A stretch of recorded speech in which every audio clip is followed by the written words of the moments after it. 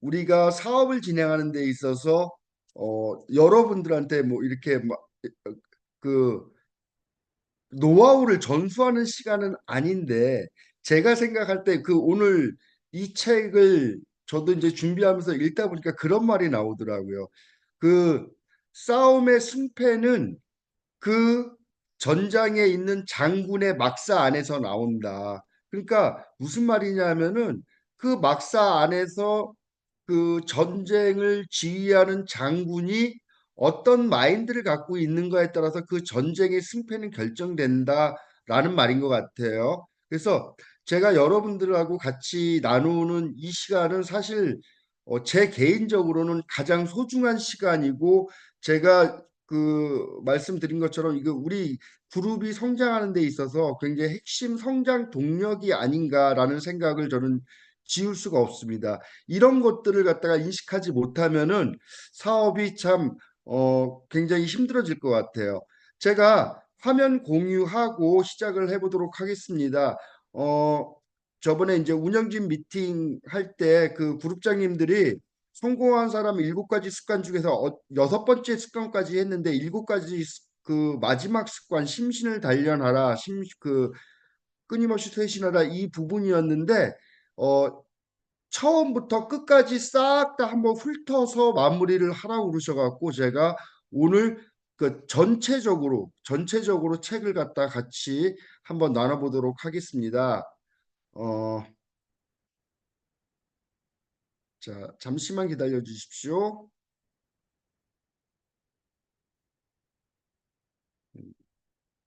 자, 잘 보이시죠?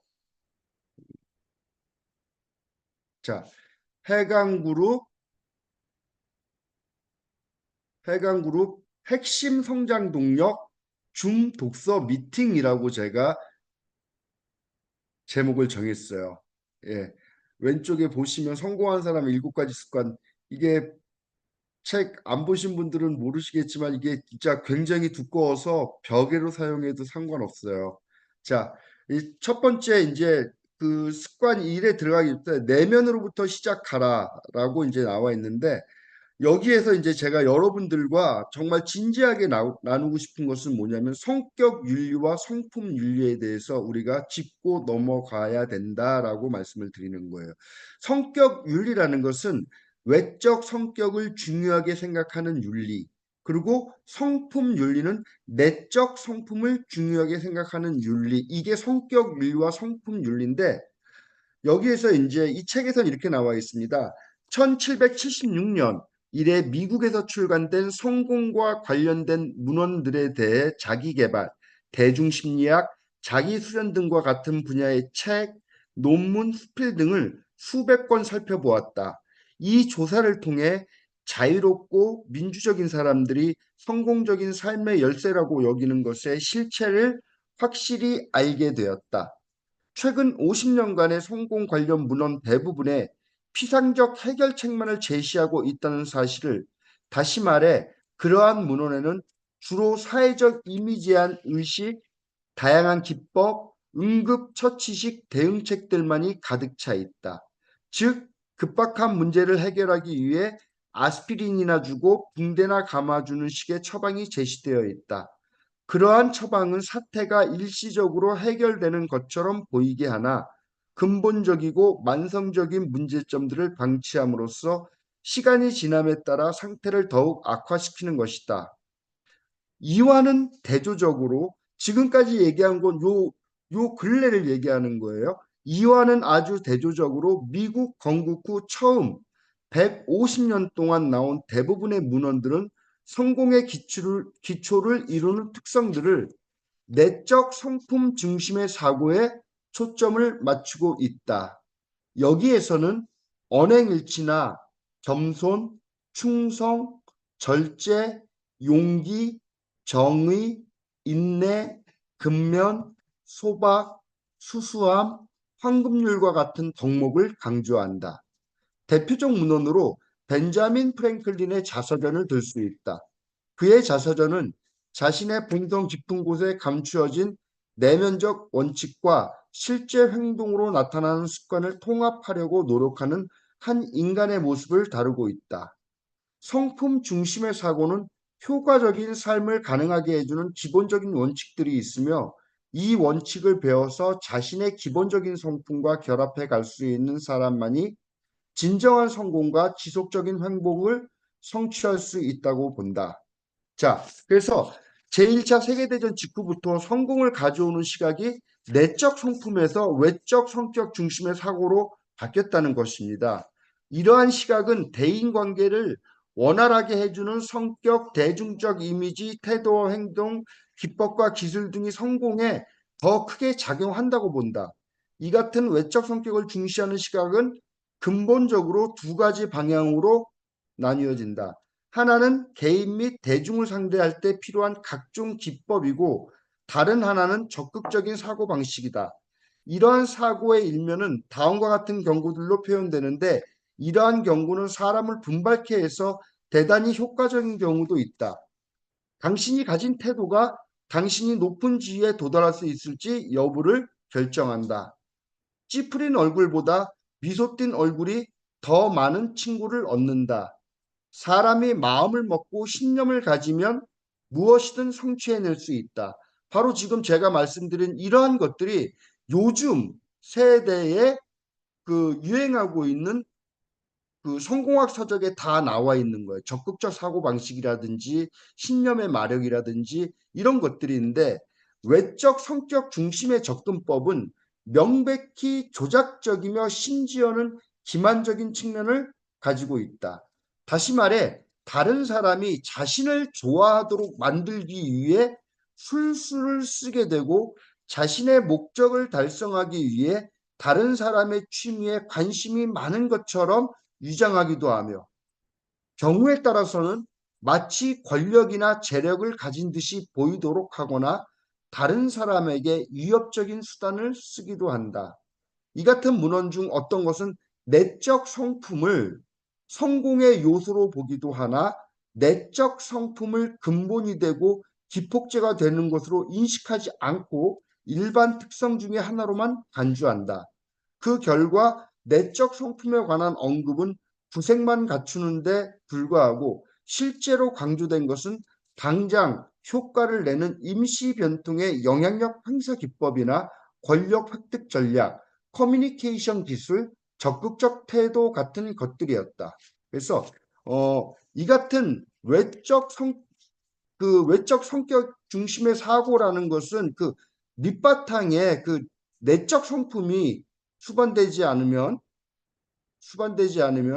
그 큰 문제를 일으킬 수가 있다라고 이제 저는 생각을 하는 거예요. 그래서 우리들 모두 보통 이 같은 외적 성격의 중심 사고를 잠재 의식 속에 가지고 있고 그런 식의 해결 방안을 적용하고 있지는 않은가 우리가 생각을 해볼 때 우리는 어, 미디어의 영향과 미디어의 영향을 받아서 문화의 영향을 받아서 이러한 것들만 우리가 열심히 하고 있었다. 하지만 더 본질적인 것은 내적 성품을 우리가 더 중요시해야 된다. 그것이 일시적인 성공이 아닌 그 지속 가능한 성공을 뒷받침해 줄 수가 있다라고 말씀을 드리고요.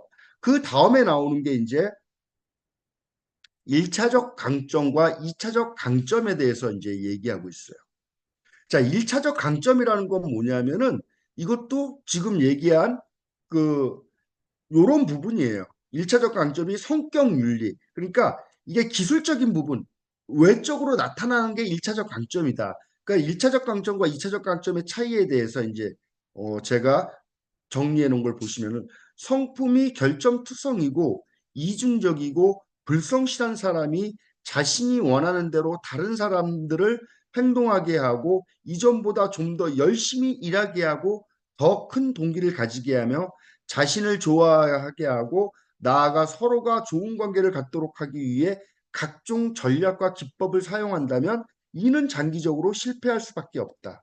왜냐하면 나의 이중성은 불신을 낳게 되어 내가 하는 일은 무엇이든 심지어는 소위 좋은 대인 관계 기법을 활용하는 것조차 의도가 깔린 것으로 상대방이 인식하기 때문이다. 그 설득법이 아무리 뛰어나고 훌륭하다 해도 아무런 소용이 없다.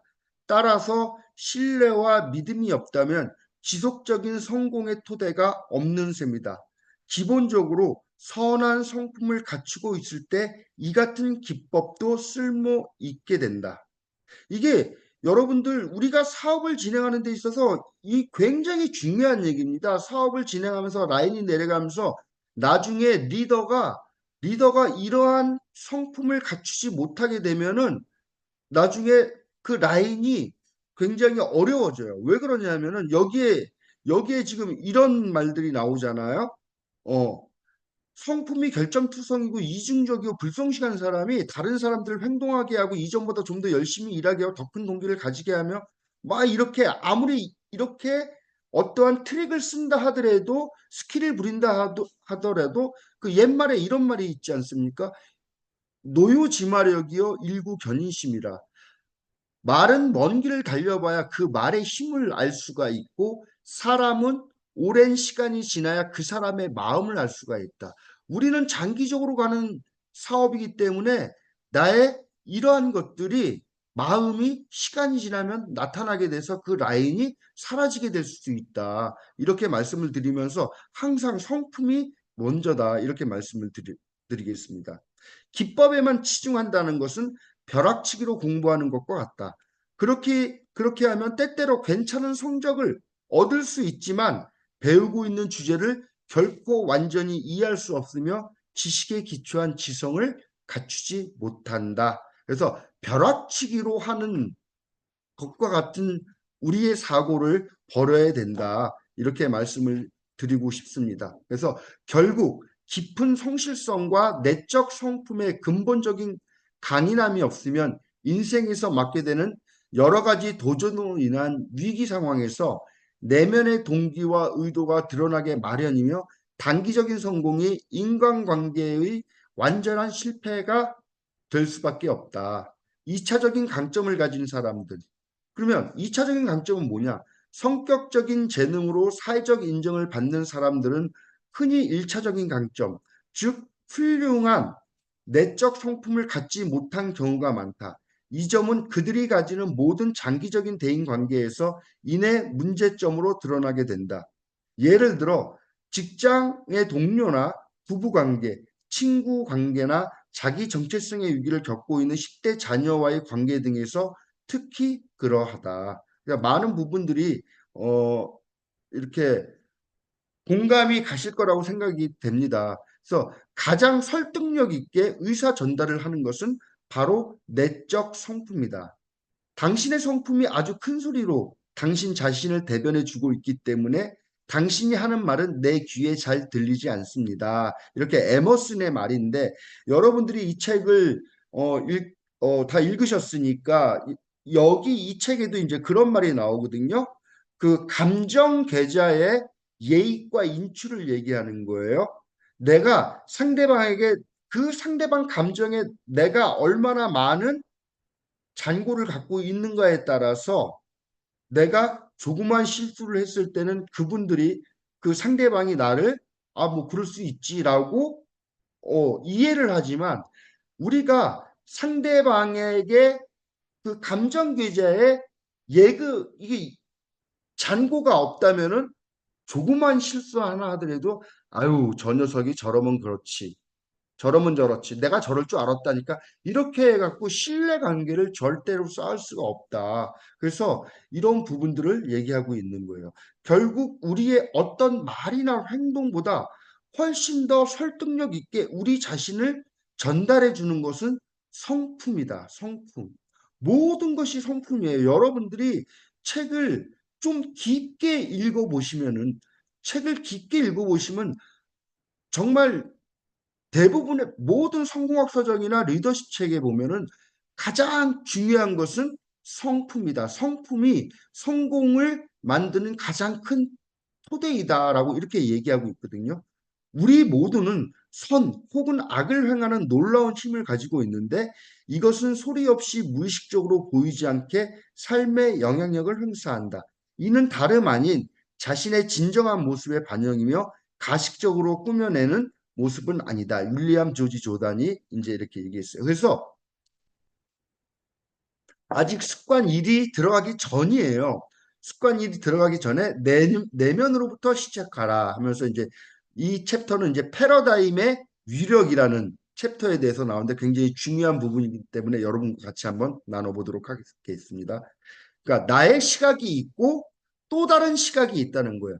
저의 시각이 있으면 같이 사는 우리 와이프인 권경희 사장님의 시각도 있다는 거예요. 그래서 이건 뭐냐면 여러분들도 한번 보세요. 이 그림이 어떤 그림인 것 같아요? 할머니 그림인 것 같아요? 할아버지 그림인 것 같아요. 한번 이 그림을 잘 보세요.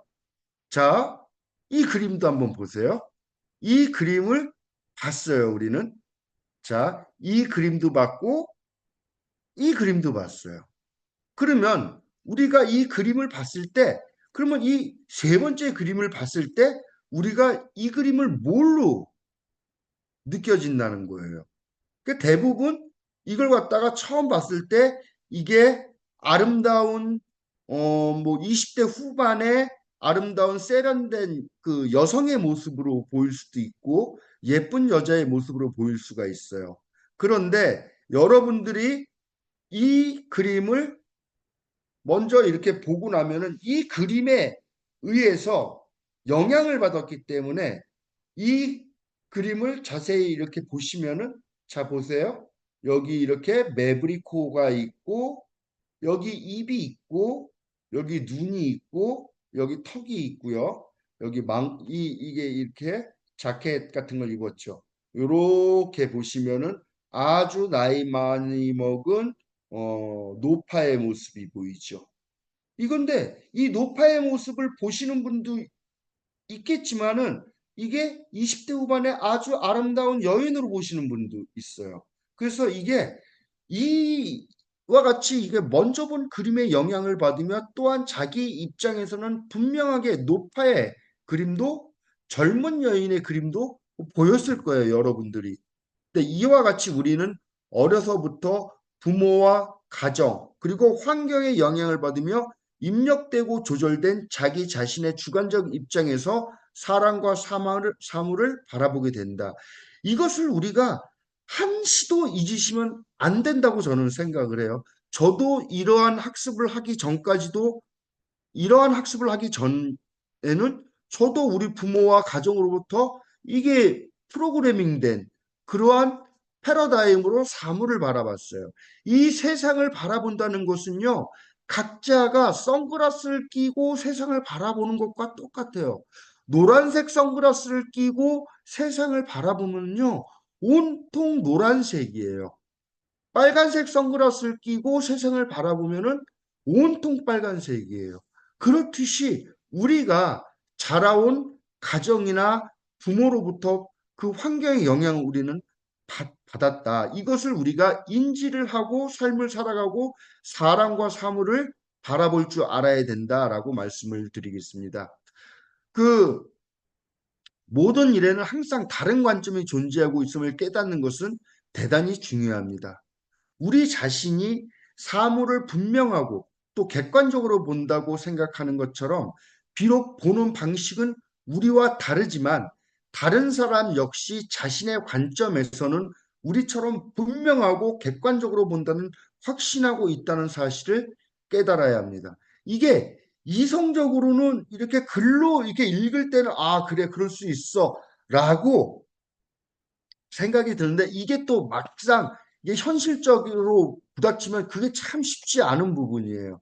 그래서 이러한 사실을 더 깊은 인식을 하면 할수록 더 객관적이 되고자 다른 사람의 의견을 더욱더 잘 경청하게 되며 그래서 시야가 넓어질 뿐만 아니라 훨씬 더 객관적인 견해를 갖게 됩니다. 그래서 저는 그렇습니다. 우리가 해강그룹에서 이렇게 한 달에 한 번씩 독서 미팅을 하면서 바로 이러한 내용들을 우리가 머릿속에 완전히 인식시키진 못하지만 우리가 이런 개념이 있다는 거를 알고 있다는 것 자체가 우리가 삶을 살아가면서 큰 도움이 되지 않을까라는 생각을 하는 거예요. 우리는 제한된 시각 때문에 전체를 바라보거나 파악하는 데는 한계점이 있다는 것이다. 우리의 제한된 시각. 그래서 우리가 직면한 중대한 문제들은 문제가 발생된 그 당시의 사고방식을 가지고는 해결할 수가 없다. 이거 제가 알기로 이게 아인슈타인이 얘기한 건데 우리가 직면한 중대한 문제들은 문제가 발생된 그 당시의 사고방식을 가지고는 해결할 수가 없다. 이게 사고의 전환이 필요해요.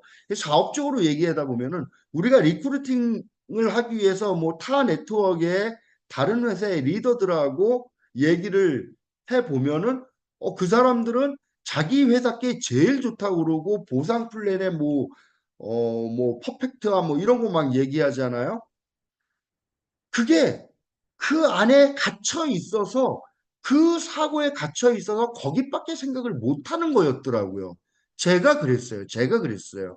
그런데 그 생각을 그 사고에 제한을 두게 하는 그 환경에서 벗어나면 또 다른 생각을 할 수가 있다. 우리가 사물을 과거와 다르게 보기 시작하면 변화는 즉시 발생한다. 우리의 생각이나 시각이 바뀌지 않고 다만 밖으로 드러난 태도나 행동만을 바꾸려 한다면 결국에 가서는 작심삼일 내지는 얼마 가지 못할 것이다. 그래서 태도나 행동만을 바꾼다고 이게 안 돼요. 그래서 아까 제가 처음에 말씀드린 것처럼 근본적인 마인드, 근본적인 사고의 전환이 필요하다. 이는 근본적인 생각의 변화가 없기 때문에 이게 태도나 행동만을 바꿔서는 안 된다는 것을 제가 말씀을 드리는 겁니다. 내면으로부터 변화라는 말은 대부분의 사람들에게 극적인 변화를 경험하게 해줄 것입니다.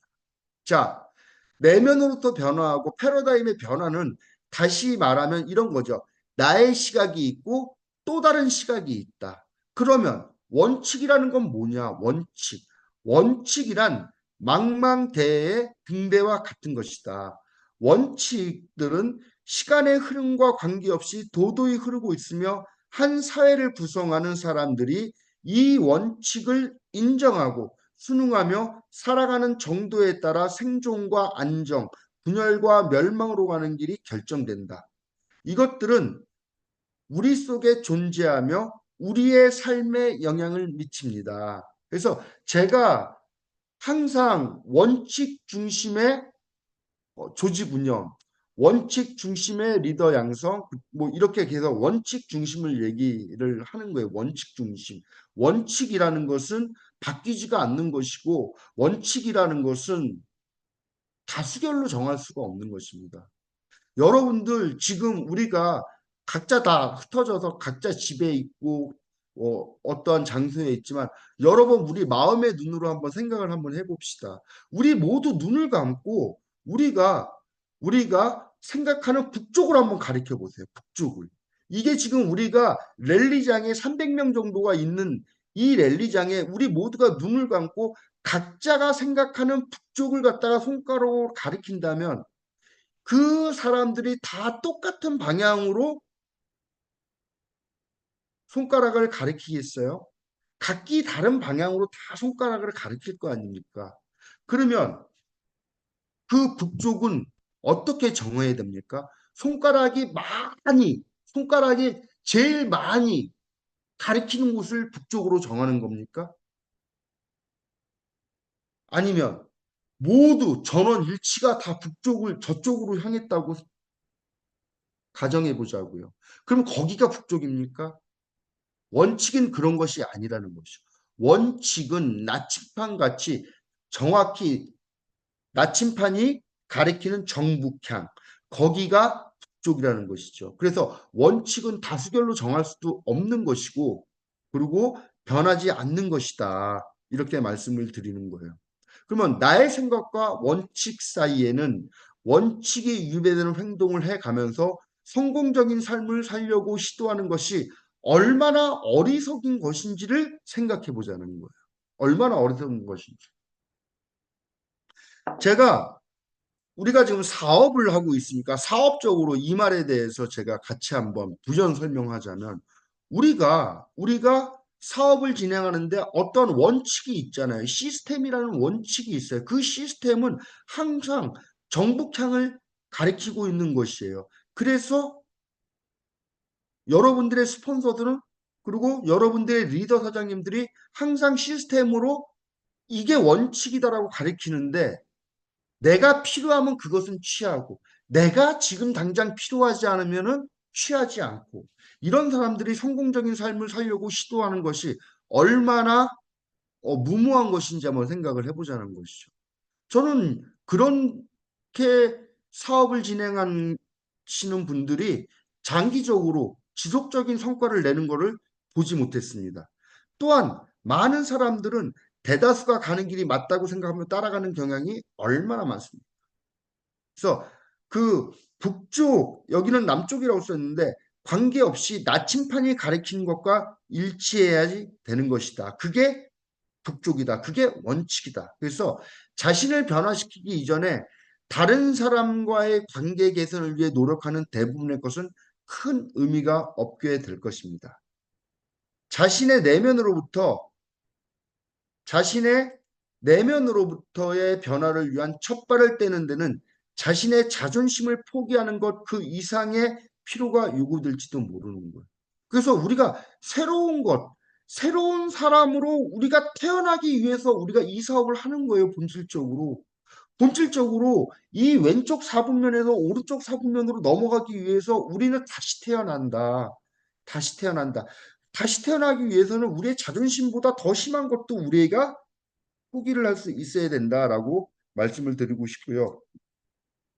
인간의 본질을 파악하지 못하고 자신이 아닌 다른 사람이나 환경을 변화시켜서 행복을 찾으려는 사람들은 그의 삶을 헛수고로 낭비하고 또 고통만을 더 크게 만들 뿐이다. 자, 드디어 이제 습관 1, 자신의 삶을 주도하다. 드디어 이제 30분 지났는데 이제 이제 습관 1로 들어왔어요. 사장님들, 그, 이 성공한 사람들 의 7가지 습관에 보면은 이제 7가지 습관이 있는데 1. 자신의 삶을 주도하라. 2. 끝을 생각하며 시작하라. 3. 소중한 것을 먼저 하라. 이 세 가지는 뭐냐 하면은요. 개인의 승리를 위해서 필요한 것들. 개인의 승리. 예. 그래서 개인 비전의 원칙. 첫 번째 나오는 게 여기 보시죠. 자극과 반응이 있는 이 반사적인 모델. 자극을 했을 때 반응을 어떻게 할 것인가? 자극과 반응 사이에 선택할 수 있는 자유의지가 나에게 있다는 것. 문제나 상황을 어떻게 인식하고 반응할 것인지는 내면화된 가치 기준에 따라 선택하고 행동하라는 것이죠. 주도적이 되지 않으면 주변 여건이나 상황이 나를 지배하게 됩니다. 굉장히 대응적인 사람이다. 주도적인 사람은 내면으로부터의 변화를 시인하여 인정하며 그렇게 하기로 결심한 순간부터 시작됩니다. 이것은 보다 더 큰 내적인 힘을 소유하게 하며 인간의 존엄성이 무엇인지 알게 하며 참된 자유가 무엇임을 알게 합니다. 이때부터 생명의 특성이 우리의 내면에서 일어나는 거예요. 성장, 변화, 발전하게 됩니다. 생명의 특성이며 에너지의 본질이 안에서 밖으로 방출되는 겁니다. 내 안에서 일어나는 변화는 밖으로 나아가 다른 사람과 환경을 변화시키는 거예요. 내 안에서 일어나는 변화가 밖으로 나가서 밖에 다른 사람과 환경을 변화시키는 것이지 내가 다른 사람과 환경을 변화시키는 것이 아니다. 이렇게 말씀을 드리면서요. 이 그림을 보면서 제가 여러분들에게 또 하나 해드리고 싶은 말씀은 뭐냐면 세상을 살아가면서 그 어떤 것도 나에게 스트레스를 주는 사건은 없다는 거죠. 왜? 그것에 반응하는 나만 내가 있을 뿐이다. 내가 있을 뿐이다. 그래서 내가 나에게 주어지는 어떠한 것들에게 내가 어떠한 반응을 하는가에 따라서 우리의 존재 가치가 결정이 된다라고 말씀을 드리겠어요. 그래서 이 반응을 한다는 게 얼마나 중요한 것인가. 즉각적으로 반응하는 사람들이 있는가 하면 좀 더 즉각적으로 반응하지 않는 사람들 이런 것이 우리의 삶의 질을 결정한다라고 말씀을 드리고요. 많은 사람들은 사람과 사람과 환경을 변화시켜 자기를 변화시키려고 합니다. 이는 되지도 않고 될 수도 없습니다. 스티븐 코비 박사는 이런 분들을 관심의 원에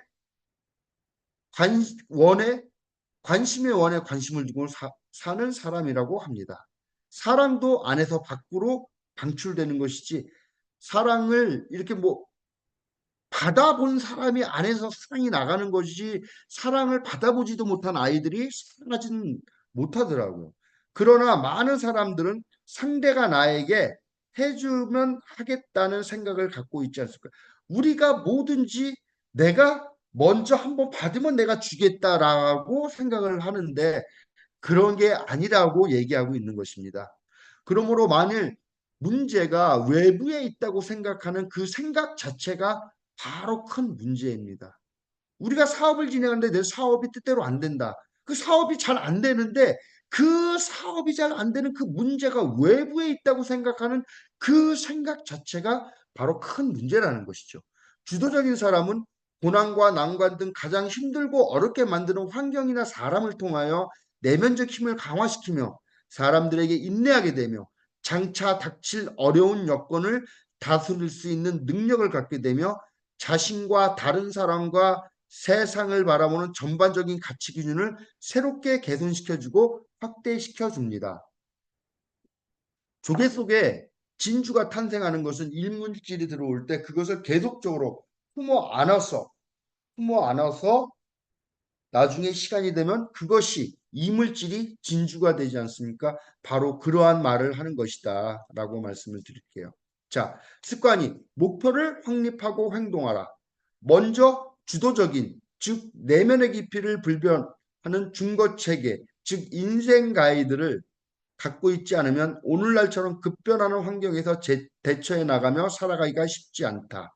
그래서 원칙이 습관으로 자리 잡을 때 그 사람은 다양한 상황에 현명하게 대처할 수 있는 수많은 실행 방법의 창안 능력을 가지게 된다. 삶의 의미는 우리의 내면에서 나옵니다. 가치관은 만들어내기보다는 자신의 내면 깊숙한 곳에 있는 것을 찾아내는 것이다.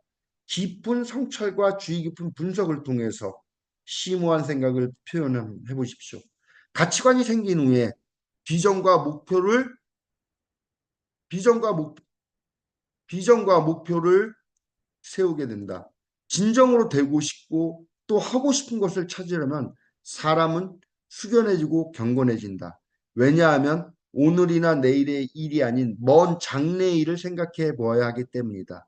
최후 순간에 갖고 싶은 이미지를 마음속에 분명히 간직한다면 가장 중요하다고 생각하는 기준을 위반하지 않게 될 것이다. 그래서 제가 강의할 때도 많이 말씀을 드렸지만 우리의 마지막 최종적인 이미지, 내가 죽었을 때 내 장례식장에 내 정말 사랑하는 사람들에게 듣고 싶은 찬사, 기억. 나는 그 사람들에게, 나는 내 와이프한테, 나는 내 남편한테, 내 사랑하는 아들, 딸한테, 내 지인들한테, 내 스폰서나 내 파트너들한테 나는 도대체 어떤 사람으로 기억될 것인가?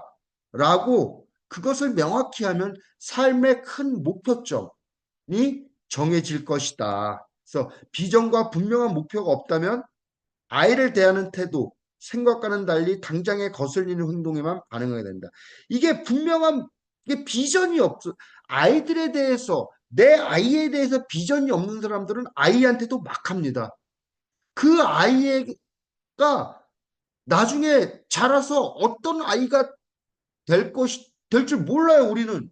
그렇게 어마어마한 비전을 가진 어린 생명체한테 그러한 아이들한테 비전이 없으면 엄마들이 함부로 대합니다. 저는 그런 엄마들을 함부로 대하는 엄마들을 많이 봤어요. 그래서 이 비전을 갖고 삶을 살아가야 된다. 그래서 그 비전과 분명한 목표를 가지게 되면 전혀 다른 시각과 관점으로 사람과 환경을 대하게 될 것이다. 이렇게 하면서 항상 제가 그 노동판의 십장과 잡부의 예를 제가 들어드리지 않았습니까? 십장은 오늘 그 일을 다 마쳐야 하는 그 비전이 있는 사람이고 일용 잡부는 일하다 그냥 하루하루 먹고 사는 사람이다라고 그 규정 지었을 때 일용 잡부가 일하다가 연장 랩핑 치고 나가면은 그 일을 마무리 지어야 할 식장은 김씨 이거 다 마무리 짓고 내가 오늘 끝나고 삼겹살에 소주 한 잔 내가 살게. 아니면 파전에 동동주 내가 살게. 이러면서 그 십장에게는 그 일을 마무리 지어야 할 비전이 있기 때문에 그 환경이나 사람에게 즉각적으로 반응하지 않는다는 것이죠. 그래서 여러분들의 스폰서님들이 여러분들에게 즉각적으로 반응하지 않는 이유는 그 스폰서들도 큰 완성해야 할 비전이 있기 때문에 그렇다라고 말씀을 드리는 거예요. 그래서 성공한 대부분의 사람은 훌륭한 상상력을 가지고 있고 실패의 대부분은 잘못된 생각으로 기인된 경우가 많다. 가치관과 비전은 사람으로 장단기적인 목표를 갖게 해주는 것이다. 그래서 최고 리더들은 급속히 변화하는 환경 속에서 올바른 방향 제시는 그 어느 때보다 중요한 것이다. 라고 말씀을 드릴게요. 그 다음에 이제 습관 3. 습관 3은 소중한 것부터 먼저 하라. 우리는 급한 일에는 즉각적으로 반응한다. 그러나 급하지 않지만 중요한 일보다 더 큰 자발성을 보다 더 많은 주도성을 요구한다. 다시 한번 한번 여러분들이 읽어보세요. 우리는 급한 일에는 즉각적으로 반응한다. 예. 그러나 급하지는 않지만 중요한 일은 보다 큰 자발성과 보다 더 많은 주도성을 요구한대요. 이 말이 뭐냐? 이쪽이 어, 소중한 것들이죠. 예방, 인간관계 구축, 새로운 기회, 발굴, 활동. 그 제가 이런 말씀을 드렸었잖아요. 급하지는 않지만 중요한 일들은 지금 당장 하지 않아도 삶을 살아가면서 뭐 별로 큰 데미지를 입지 않습니다. 여러분, 오늘 우리가 지금 독서 미팅을 하는데 여러분들이 사업을 진행하는 데 있어서 책 한 달, 두 달, 세 달, 네 달, 1년, 2년 읽지 않는다고 뭐가 달라집니까? 크게 데미지 있습니까? 안 그렇습니다. 평생 살아가면서 책 한 권 읽지 않아도 사는데 아무 지장이 없어요. 여러분들 인간관계 구축하는 게 그게 급하고 촉박한 일이 아니지 않습니까? 하지만 중요한 일이에요. 그래서 이 소중한 것부터 먼저 하라 이 챕터에서 우리가 절대 잊어서는 안 되는 것이 뭐냐면은 이 중요한 일들을 꾸준히 해 나가면은 인생이 바뀐다. 인생이 바뀐다. 이렇게 말씀을 드릴 수 있습니다. 자, 상상력을 통한 비전과 분명한 목표를 실천하지 않아서 인생 목표가 무엇인지 알지 못한다면 급한 일을 처리하는 데만 주로 시간을 보내게 된다. 제1 상황과 제3 상황에 속하는 일들이 우리의 마음을 이끄는 반면 제2 상황에 속하는 일들은 우리의 결심과 주도성을 요구한다. 효과적인 시간 관리와 생활 습관의 핵심은 삶에서 소중한 것들의 우선순위, 비전과 목표가 있을 때만 가능하죠. 우선순위를 설정하고 이에 따라 실천하는 것이다. 만약 우리가 정한 삶의 우선순위가 원칙 중심과 가치관에 입각한 것이라면 또 이것이 우리의 가슴과 마음속에 깊이 뿌리 내리고 있다면 우리는 제2상한의 활동이야말로 시간을 투입하기에 너무도 당연하고 훌륭한 것들임을 인식하게 될 것이다. 그래서 시간은 일주일 단위로 생활할 때 더 좋은 앞뒤 연결과 균형 유지를 가능하게 해준다. 그래서 이것은 집중적으로 시간과 에너지를 투입하는 날과 휴식과 영감을 얻기 위한 날들로 구성할 수 있게 해준다. 자, 그래서 개인적 성장이 있어야 라인이 성장이 있습니다. 습관 1, 2, 3은 개인의 승리를 위한 습관이다. 그래서 네트워크 마케팅은 인격 사업입니다. 그래서 사람과 사람 사이에 일어나는 사업이기 때문에 개인적인 성장이 일어나지 않으면 라인의 성장이 일어나지 않는다. 이렇게 말씀을 드리고요. 그러면 사람과 사람 사이에서 일어나는 이 개인적 성장이 일어나지 않으면 라인 성장이 일어나지 않는데 그러면 내가 나 자신의 성장이 일어나기 위해서는 어떻게 해야 되는가? 나 자신의 성장을 위해서는 습관 1, 2, 3을 통해서 개인의 성장을 추구하고 그러면 다른 사람들과의 관계 속에서 어떻게 해 나가야 성공할 수 있는지 라인을 성장시킬 수 있는지 여러분과 다른 사람들과의 대인 관계 속에서 승리하기 위해서 습관사 상호 이익을 추구하라. 이것도 동일하게 우리가 우리 자신을 개발해야 다른 사람과 대인 관계 속에서 성공할 수가 있다. 그래서 핵심은 뭐냐면 모든 포커스를 안으로 밖으로 타인으로가 아니라 항상 모든 포커스를 안으로 내 자신에게 포커스를 맞추고 나를 변화시키고 나를 성장시킬 때만이 우리가 원하는 그곳까지 갈 수가 있다. 이렇게 말씀을 드릴게요.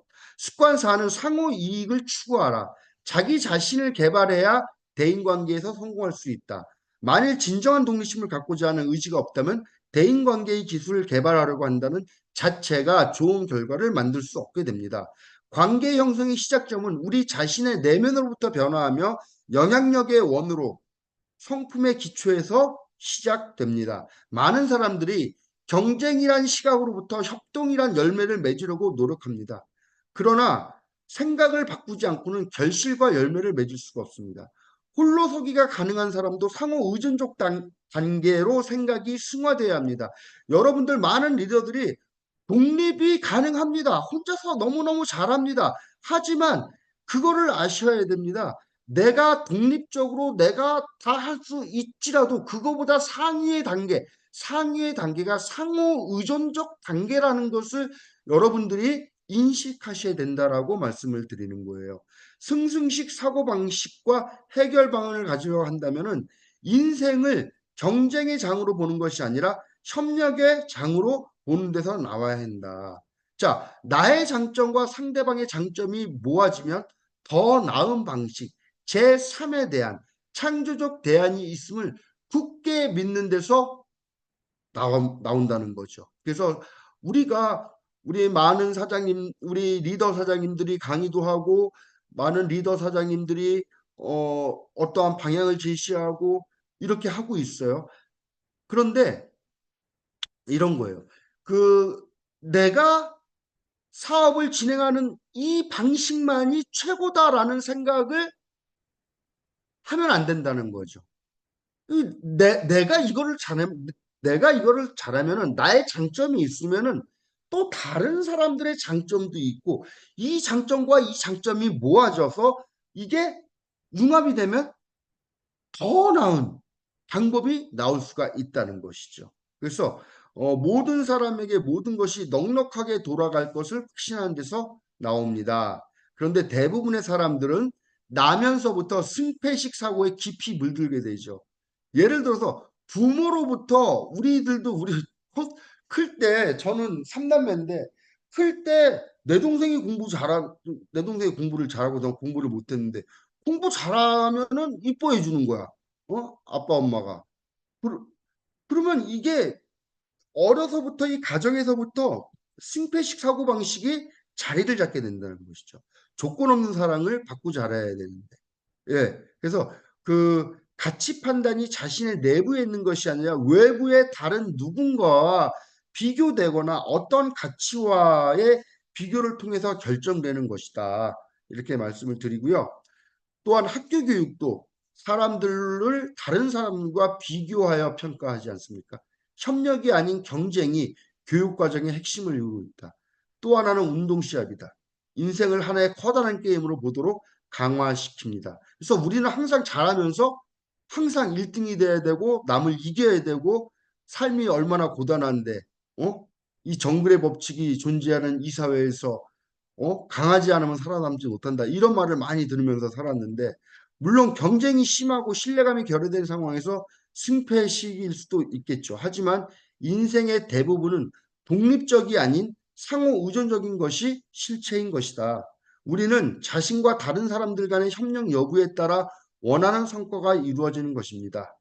또한 패승식 사고 방식, 패패식 사고 방식, 승식 사고 방식 이런 뭐냐면 삶을 살아가면서 이런 거 굉장히 안 좋은 거예요. 특히 우리 어머니 세대의 우리 어머니들이 그건데 아유 나 하나 그냥 가만히 있으면 집안이 편안해지. 나 하나 그냥 가만히 있으면 집안 이게 바로 패승식 사고. 여러분들 특히 여기 여성 사업자들이 굉장히 많이 계신데 집안에서 나 하나 가만히 있으면 우리 애들 편안해질 수 있지. 이런 패승식 사고를 갖고 살면은 안 된다라고 말씀을 드리면서요. 항상 패승식이 아니라 승승식. 나도 좋고 남편도 좋고 애들도 좋고 이런 승승식 사고방식을 가져야 된다. 패패식 사고방식은 뭐예요? 너 죽고 나 죽자. 더 죽고 나 죽자. 예. 그리고 매우 의존적인 사람들이 갖는 철학이다. 예. 의존적이라는 것이죠. 예. 그리고 승식 사고. 나만 잘 되면 되는 거예요. 나만 잘 되면 승식 사고 방식은 남의 일에는 관심이 없는 거죠. 그래서 상호 의존적인 상황에서 승승이 아닌 차선책, 승승이 아닌 다른 거, 승패, 패승, 패패, 승식 이런 것들은 다 장기적인 대인관계에 나쁜 영향을 미치며 대부분 실패로 끝난다. 공감들 하시겠는지 모르겠습니다. 그러므로 온전히 승승이 아니면 무고래의 태도로 임하는 것이 가장 최선책이라고 생각을 합니다. 그리고 이러한 태도를 가질 때 얻는 자유는 대단한 거죠. 그 다음에 습관 5. 경청한 다음에 이해시켜라. 굉장히 중요한 부분. 저번에 우리 임병영 그룹장님이 이거를 발표해 주셨었는데 참 좋았어요. 많이 좋았는데 마음을 터놓지 못하면 생각을 나누지도 못한다. 공감할 수 있기 전에 사람들은 마음을 열고 말하지 않습니다. 훌륭한 판단을 위한 열쇠는 상대를 이해하는 것입니다. 이것은 마음과 마음의 교류의 물꼬를 터주는 역할을 합니다. 사람들은 마음을 열 수 있는 기회가 주어질 경우 자기 스스로 자신의 문제를 찾아내고 바로 이 같은 과정에서 해결책을 찾게 되는 경우가 있습니다. 당사자로 하여금 스스로 문제를 찾아낼 수 있도록 공감적 경청을 하십시오. 그래서 공감적 경청이라는 것 다 아시죠? 대부분 우리가 생을 살아오면서 이렇게 상대방이 얘기를 할 때 먼저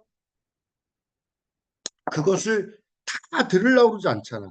상대방이 막 얘기를 하면은 이 사람이 요 얘기를 하면 내가 요거 끝나면 바로 요 얘기를 해야지 하고 우리가 다음 얘기를 준비한다. 그래서 이런 것이 준비가 되지 않으면 상대방과의 그 소통에 있어서 진정한 소통을 해나기가 굉장히 어렵다는 것이에요. 공감적 경청을 할 경우 우리는 귀로 들을 뿐만 아니라 동시에 눈과 가슴으로 듣게 됩니다. 그때 그 말이 갖고 있는 의미와 말 속의 느낌까지도 헤아릴 수가 있게 되는 거죠. 그래서 이 계속 잘 들으면은 이해가 안 갈 땐 이게 그런 의미입니까? 하고 리액션도 해보시고 그러면서 정말 이해하려고 노력할 때 여러분들이 그 사업에 이 대화법으로 사업에 큰 영향을 끼칠 수가 있다라고 말씀을 드리면서요. 공감적 경청은 막강한 힘을 가지고 있습니다. 상대방의 머리와 가슴 내부에서 일어나는 실체를 다루게 돼요. 분별력을 가진 공감적 경청자는 상대방의 내면 깊숙이 일어나는 현상을 재빨리 알아차릴 수 있어요. 나아가 다른 사람들의 실제 문제가 있는 내면 중심부에 도달할 때까지 한 겹 한 겹 껍질을 벗겨내는 것을 안전하게 느끼도록 수용과 이해를 보여줄 수 있게 됩니다. 그래서 이것은 상대방에게 심리적 공기를 제공해 주기 때문에 상당한 치료 효과를 가져올 뿐만 아니라 이해받고 있다는 욕구가 충족되고 나면 당신은 그 사람에게 영향을 미치거나 문제를 해결할 수 있는 일을 착수하게 될 수 있게 됩니다. 굉장히 중요한 것입니다. 그래서 이 공감적 경청이 사실 리더십의 전부 다라고도 얘기할 수가 있는 거예요. 우리가 이거 한 가지만 잘해도 많은 사람들과 신뢰를 쌓을 수 있으며 그 사람들에게 모든 것들을 다 헤아려 줄 수가 있다. 이렇게 말씀을 드릴 수 있습니다. 그 영향력은 내가 당신을 실제로 어떻게 경청했는가에 따라 확실히 달라진다. 당신이 나를 이해조차 못하는데 어떻게 내 심정을 파악할 수 있단 말. 그래서 항상 모든 사람들이 얘기를 할 때 어떤 문제를 얘기할 때 그 문제의 답을 스스로 다 알고 있습니다.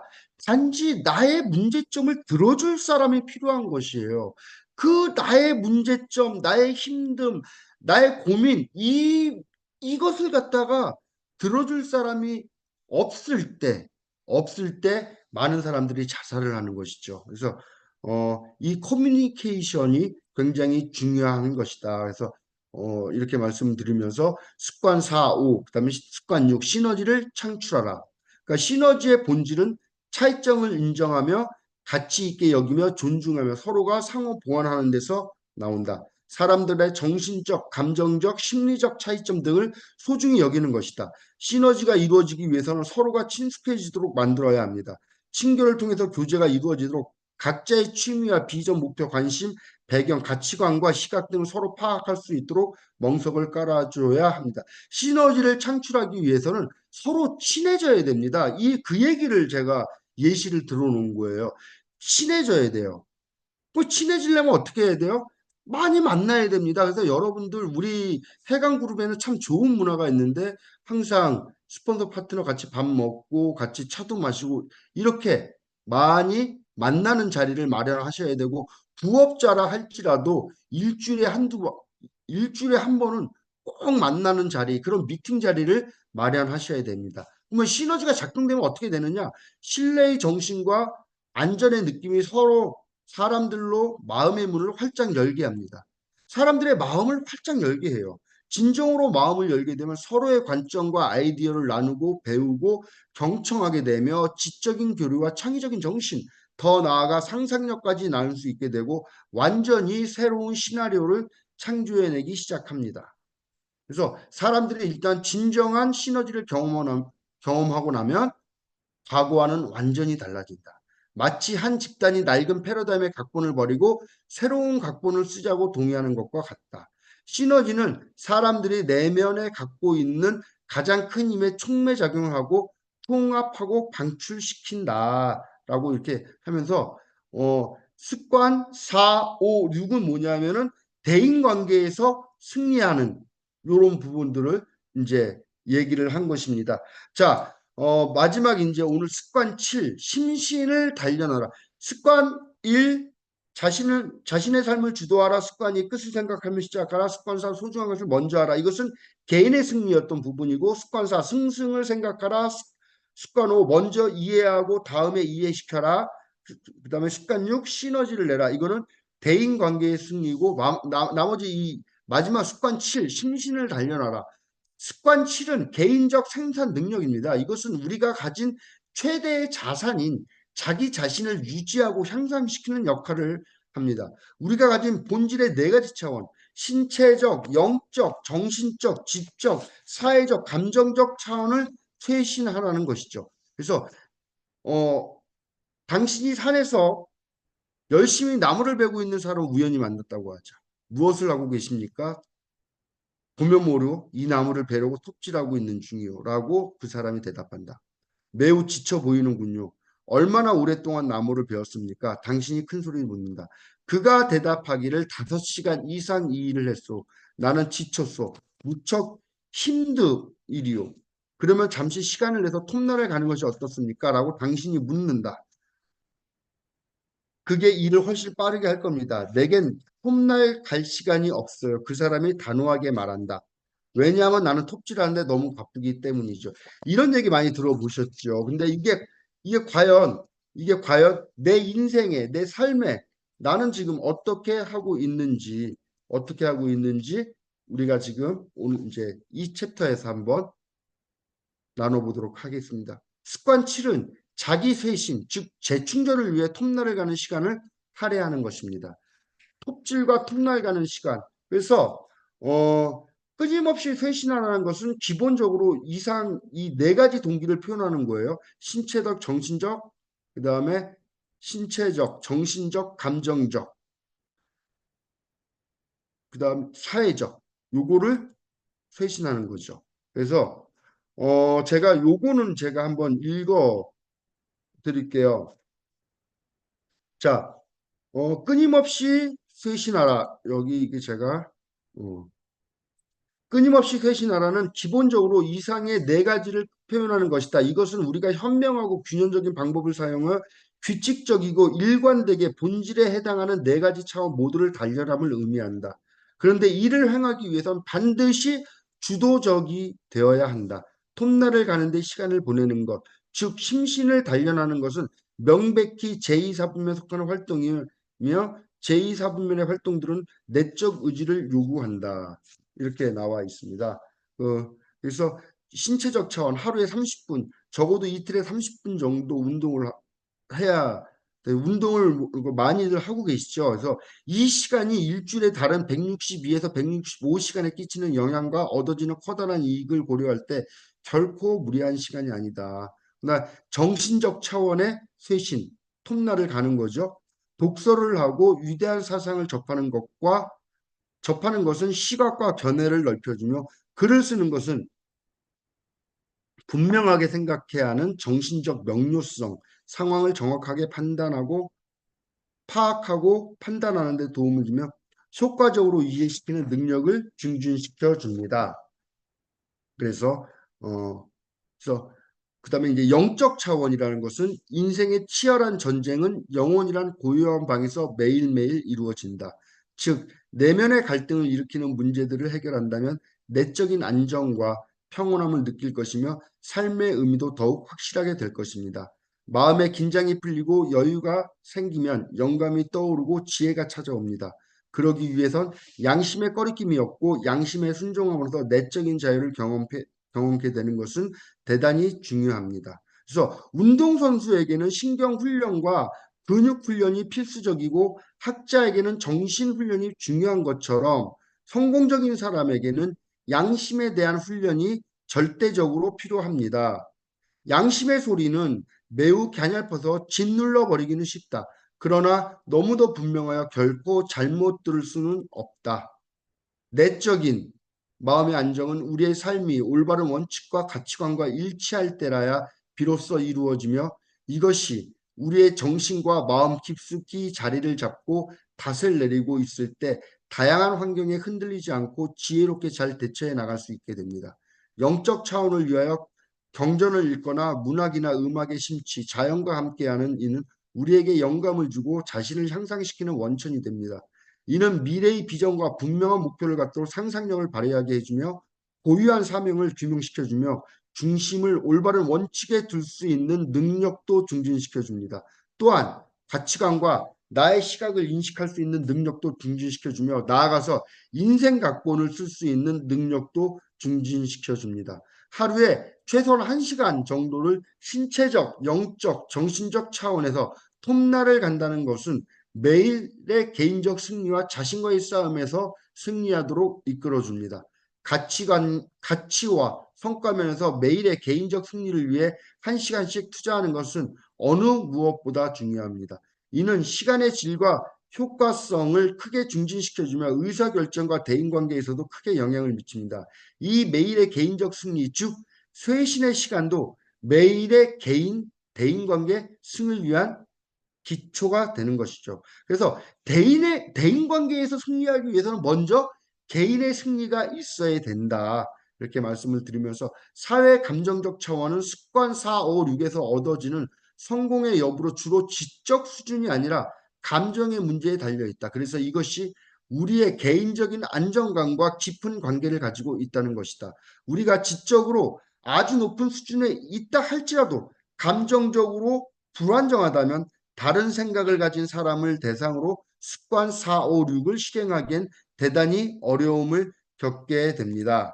그래서 제가 여기까지 이제 빠르게 왔어요. 빠르게 왔고 여러분들이 이제 여러분들이 주체적으로 또 한번 이 책은 평생 놓고 옆에서 이제 봐야 되는 책이니 여러분들도 항상 이 책을 한번 계속 그 곁에 두고 읽기를 바라겠어요. 그리고 마지막으로 요 동영상 하나 보면서 마치도록 하겠습니다. 감사합니다.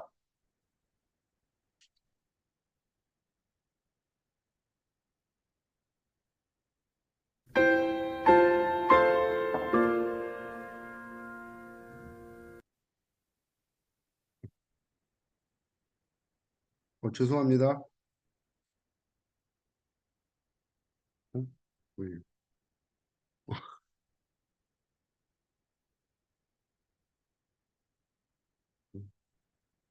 음, 어떻게 되나?